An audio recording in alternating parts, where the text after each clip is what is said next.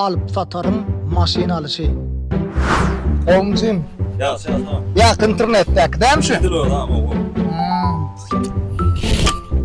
Uzağa siyerden var korktum. Ya nemele ya. Yo, mahur. Haydi azmi.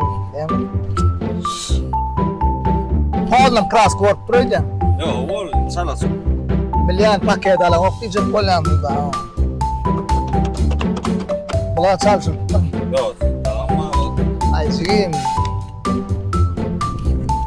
Yok kul tamam kul. Asayım ya. Yo, barla oturuyorum ay zigim. Lapa oyam çalsın la böyle. Tamam. Ay can zigim. Masin manga uğratmayı da pırtavottum. Ara masin yatağım okmen düşünüyen mi? Toz masine belet dinle. Dinle. Sen mara ayadır. Diyince bakama satsana alyan. Yok falan mara buzağız nefilenden. Kalyan oğlanlar. Düşünün de masin tanımadan beylik gelme. Ne? Öl masini kapotta tatlasıyla diyeceğim. Masini satacak bolanlar.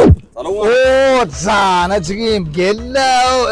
Ananayda. Senden sonra öyle can edip durlarım benim. Yo tatlı pastı. Tatlı dedim şu masinacığım gel be. Yapılan olsun var ya ben. Hiç yıl ancıdılmadık masin suyu. Kireye anarda dursun o. Ödümden nasıl list yıkacağı da bilmedik. Anan kraskı vurmadık.